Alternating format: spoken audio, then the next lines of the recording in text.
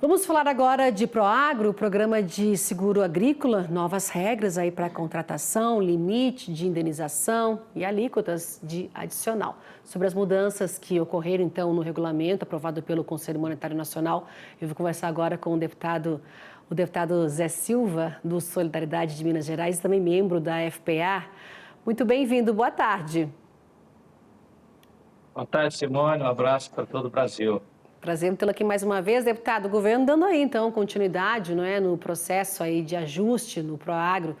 Custo, segundo o governo, custo alto aí dos últimos anos. Como é que o senhor avalia esse pente fino aí do governo chegando mais uma vez no Proagro? Que temos aí, né, alterações aí do programa de garantia da atividade, né, agrícola para 25, 26, no caso, indenização, né, para perdas com base no risco de cada empreendimento, também redução nesse limite de enquadramento para R$ 200 mil. Fala para a gente como é que o senhor avalia esse pente fino. Bem, Simone, eu conheço há algum tempo já, há mais de 30 anos, essa questão do Proagro.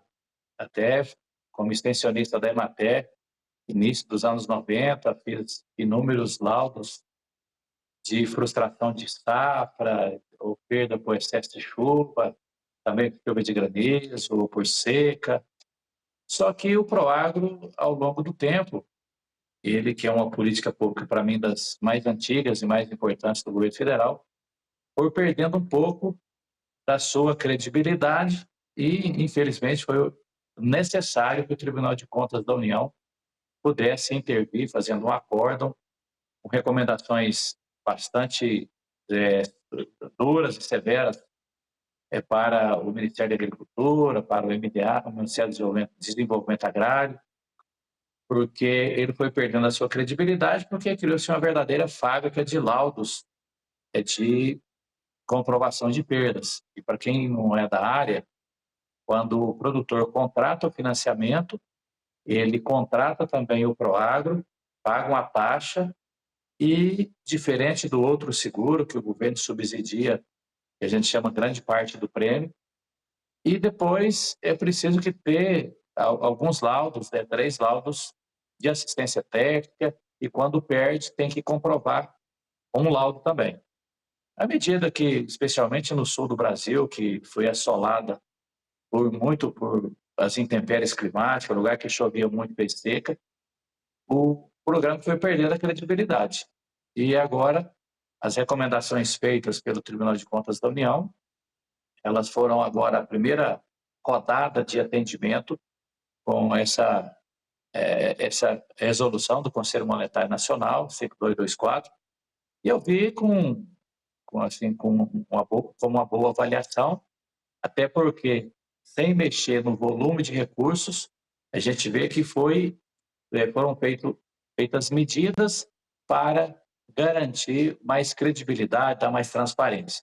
E também é baseado não só no que a gente chama de ZARF, que é um zoneamento agrícola que garante, que fala das regiões em relação aos riscos, mas ao invés de só desse estudo que ele é feito e depois o Ministério da Agricultura reconhece, por exemplo, tal região norte de Minas ou do Brasil não pode produzir café ou abacaxi ou outra cultura. Então, o ZARC, que é um zoneamento de acordo com o risco dos intempéries climáticos dessa região, então agora vai ser o risco de cada atividade. Então, por isso, esse é um ponto importante das medidas que já foram tomadas. É cedo ainda, porque foi publicada na sexta-feira, dia 6, então é preciso ainda especialistas, né, especialmente analistas, agrônomos, economistas e quem conhece profundamente essa questão do arcabouço legal, do MCR, que é o Manual de Crédito Rural. Então, tem pessoas que, diversos anos, décadas, né, que conhecem muito bem, mas as primeiras avaliações nossas é de ser positivo. Essa questão da mudança, ao invés de 270 mil, e chega de 200 mil reais, isso, sem mexer na quantidade de recursos, a gente consegue também atender mais pessoas.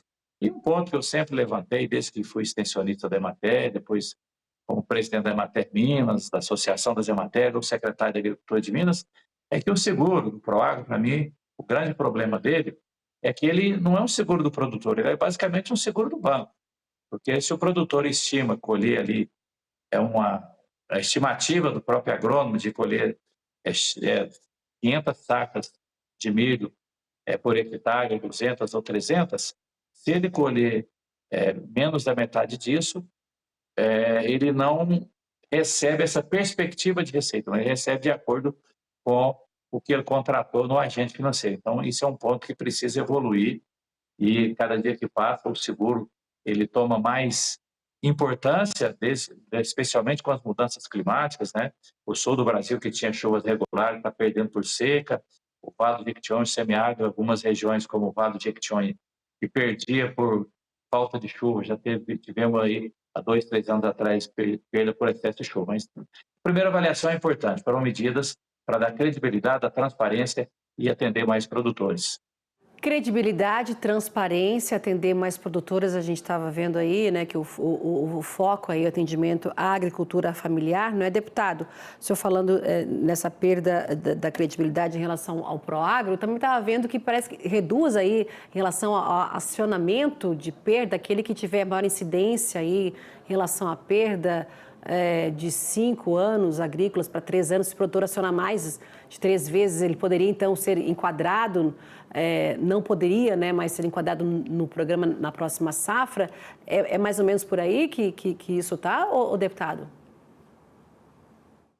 Olha, Simone, o que eu disse da fábrica de construção de laudos, à medida que você tira o foco só dos ARC, né, que é o mecanismo que o governo tinha para avaliar os riscos, e passa para ser o risco de acordo com a análise técnica, isso e também a incidência dessas perdas, que sem reincidência 2, 3 vezes. Se eu tenho uma cultura ela foi frustrada ali 4, 5 vezes, e ele não mudou a tecnologia, não mudou o período de plantio, não teve uma variedade ou uma cultivar mais adequada, ou seja, se não tem um pacote tecnológico que dê mais segurança, então com certeza o programa passa ele ser mais, se fosse numa linguagem moderna da TI, seria mais customizado, o programa for mais customizado e sair do global para o atendimento local. Então, dessa forma, eu acho também que é um ponto positivo, baseado na reincidência e também tirar o foco em relação aos riscos, não só climáticos pelos arcos, mas também pela questão técnica, né? Então, isso para mim é uma evolução importante que tem o programa. Deputado, o senhor acredita que podem vir mais aí mudanças no programa? Olha, Simone, eu já analisei o acórdão do PCU e vejo que ainda existem o que o PCU chama de redesenho em gestão moderna, de planejamento estratégico. Eu também considero muito importante esse redesenho. Então, há uma série de outras recomendações do TCU, Tribunal de Contas da União, desse redesenho, e isso ele notificou tanto o MDA como o Ministério da Agricultura, para criar grupo de estudo, grupo de trabalho, regionalizar. Então, eu creio que teremos outras medidas, sim. A minha defesa é que essas medidas, ao invés de fazer só por resolução do Tribunal de Contas da União, é que passe a fazer parte de um debate mais amplo no parlamento, com os deputados, na Câmara dos Deputados, no Senado, onde a Frente Parlamentar da Agropecuária ela precisa ser ouvida. Eu sou presidente da Frente Parlamentar da Assistência Técnica e Extensão Rural.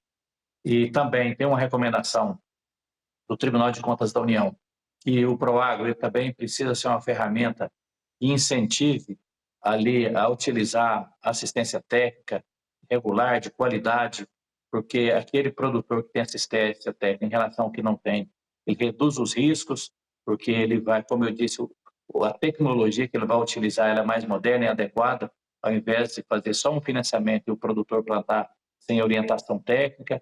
É preciso também assistência técnica até para estar colocando ali na atualização tecnológica em relação às mudanças climáticas, com as novas tecnologias, com as inovações e também com as novas cultivares ou variedade da cultura que vai ser plantada. Então, eu acredito sim, e com certeza nós da Frente Parlamentar da Agropecuária, também a Frente da Assistência Técnica e Extensão Rural, nós queremos que cada um daqueles pontos que foram recomendações do Tribunal de Contas da União, e tem uma visão muito mais financeira, de legalidade, de análise econômico-financeira, nós queremos uma avaliação também mais agronômica e também ouvir as organizações dos produtores rurais, como a CNA, a CONTAG, e especialmente que representam ali os produtores de médio e grande porte, mas também os agricultores familiares. Tá certo, deputado. A gente está quase encerrando aqui o nosso jornal, mas eu não posso finalizar a nossa entrevista aqui sem perguntar um assunto hoje que mexeu hoje aqui com o nosso setor em relação à tributação da LCA, letras de crédito do agro. A gente viu ontem uma reunião importante acontecendo, né, entre o ministro da Fazenda, líderes, né, e com os presidentes da Câmara e Senado. Uma MP aí que pode surgir para corrigir distorções no IOF, segundo o ministro da Fazenda. A gente viu o setor falando em equívoco. Queria saber a análise do senhor aí rapidamente e qual seria o impacto aí no setor com essa nova taxação. Olha, primeiro, LCA e LCI, mas especialmente LCA, falando na visão do nosso agro, essa é uma pauta que evoluiu nos últimos anos e, assim, a gênese dela, ou seja, a origem, debate, foi muito fortemente na Frente Parlamentar da Agropecuária. O deputado Arnaldo Jardim é o nosso líder nesse tema. E, para mim, mais uma vez, eu continuo com a convicção de que o governo precisa cumprir o dever de casa. Hoje até me perguntaram o que é cumprir o dever de casa.